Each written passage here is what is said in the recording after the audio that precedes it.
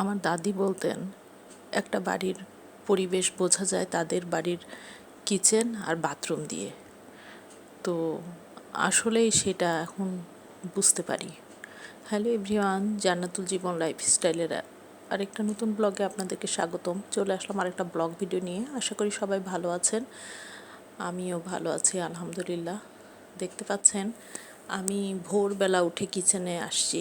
আমি কি করি, প্রতিদিন রাতে আমার হেল্পিং হ্যান্ড যখন সন্ধ্যার সময় কাজ করে দিয়ে যায়, তারপরে রাতে খাওয়া দাওয়ার পরে সমস্ত থালাবাটি কোনো দিন আমি, কোনো দিন আমার হাজব্যান্ড, আমরা নিজেরাই ধুয়ে সুন্দর করে র্যাকে রেখে দেই। তারপরে ওগুলো আবার সকালে শুকিয়ে গেলে নিচে যে সেলফ আছে সেই সেলফগুলোতে রাখি, কারণ এগুলো প্রয়োজন। আর নিচে তো একটা ট্রে দেওয়া আছে, ওইটাতে পানি যতটুকুই পড়ে সেটা নিচে পড়ে ট্রের মধ্যে। তো যাই হোক, সুন্দর পরিপাটি পরিচ্ছন্ন রান্নাঘর মানে সকালে মনের মধ্যে প্রশান্তি এবং খুবই সুন্দরভাবে দিনটা শুরু করা যায়, যেমন আমি করি প্রতিদিন। আমার কাছে কোনো রকম কিচেন আগোছালো এলোমেলো এটা আমি সহ্যই করতে পারি না। আসলেই আমার দাদির কথাটাই আমি এখন বুঝতে পারি। অনেকের বাসাতেই রান্নাঘরে গেলে না এত দুর্গন্ধ আসে, কি বলবো। তো যাই হোক, সকালবেলা নাস্তা শেষ করে হাজব্যান্ডকে বিদায় দিয়ে এরপরে কিচেনে আসছি, রান্নাবান্না শুরু করব। আর্লি একটু ভাত বসিয়েছি, যাব একটু নিচে। তো এখানে প্রথমে একটা শাক বসাবো, পুঁইয়ের শাক। পুঁইয়ের শাকটা খুবই ফ্রেশ ছিল, কচি। তো পুঁইয়ের শাক দিয়ে আর ছোট মাঝারি সাইজের, মানে ছোট একদম গুঁড়ার চেয়ে একটু বড় এরকম সাইজের চিংড়ি দিয়ে একটু রান্না করব। দারুণ ঘ্রাণ ছড়িয়েছে কিন্তু, দেখতে পাচ্ছেন। তো আমি নাড়াচাড়া করে পানি অ্যাড করে দিলাম। এরপরে আমার হাজব্যান্ড বলে গেছে, আজকে একটু যদি তোমার সময় থাকে তাহলে ডিম দিয়ে মুরগি রান্না করে রেখো। মানে ওনার আবার এইসব হঠাৎ হঠাৎ আবদার, মানে এই জাতীয় খাবারগুলো খুব বেশি পছন্দ করে।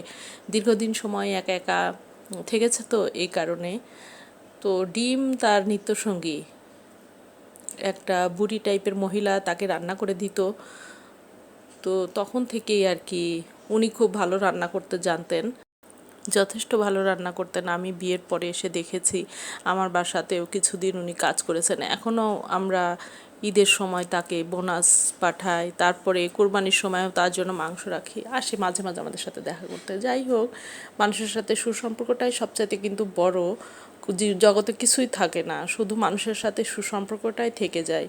তো যাই হোক, এখানে মশলাগুলা দিয়ে সুন্দর করে ভেজে নিয়ে এরপরে মেখে রাখা চিকেনটা অ্যাড করে দিয়ে একটু নাড়াচাড়া করে নিলাম। দেখতে পাচ্ছেন আমি কিন্তু পানি অ্যাড করি না, ওই মশলাতেই হয়ে যাচ্ছে চিকেনটা কষানো, সুন্দর তেল উঠে আসছে। তো আসলে এগুলা তো কক মুরগি, দেশি মুরগি না। তো যাই হোক, গন্ধ তো আসে, এই জন্য একটু ভালো মতো মশলা দিয়ে এভাবে কষিয়ে রান্না করলে ভালো লাগবে খেতে। তো এই পর্যায়ে অলরেডি কষানো শেষ, আমি পানি অ্যাড করে দিলাম। তারপরে সমস্ত মশলাপত্র যা কিছু নামিয়েছিলাম সব ফটাফট উপরে গুছিয়ে নিয়ে, কিচেনটাও আমি রান্না করি আর সাথে সাথে মানে সব গুছিয়ে নেই। এরপরে ডিমগুলা ভেজে রেখেছিলাম, এগুলো অ্যাড করে দিলাম পানিতে বলক আসা মাত্রই, শেষের দিকে আর কি। তো এরপরে লবণ অ্যাড করে দিলাম আর কাঁচামরিচ শুধু ঘ্রাণের জন্য। তো এরপরে ঢাকনা দিয়ে ঢেকে দিয়েছি। দেখেন মাশাআল্লাহ, রান্না কিন্তু হয়ে গিয়েছে। চুলাটা অফ করে দিলাম। এরপরে টেবিলে খাবার দাবার সার্ভ করার পালা। দুপুরবেলা আমার হাজব্যান্ড যেহেতু অফিসে থাকে, আসবে সন্ধ্যার সময়। তো যাই হোক, এখানে পুঁইশাক দিয়ে চিংড়ি মাছ, আম ডাল, তারপরে এখানে মাশাআল্লাহ দেখেন মুরগি আর ডিম এর তরকারির কালারটা মানে এত বেশি টেস্ট হয়েছিল কি বলবো। তো দুপুরে খাওয়া দাওয়া শেষ করে একটু রেস্ট করে তারপরে নিচে গেলাম। আমাদের বাসা থেকে খুব কাছে, ওয়াকিং ডিস্টেন্স, ওখানে ভালো ভালো ফল পাওয়া যায়। তো আপেল নিয়ে আসলাম, তারপরে নাশপাতি নিলাম, আর সেই সাথে কিছু ফ্রেশ লিচু নিয়ে আসলাম। খুবই মজার লিচুগুলা। তো আজকে পর্যন্তই। আমার ভিডিওটি ভালো লেগে থাকলে লাইক কমেন্ট শেয়ার করে আমার চ্যানেলটিকে সাবস্ক্রাইব করে দিবেন। আগামীতে নতুন কোনো ব্লগ ভিডিও নিয়ে আসবো। Till then stay fine, be happy and stay Jannatul Jibon lifestyle. By.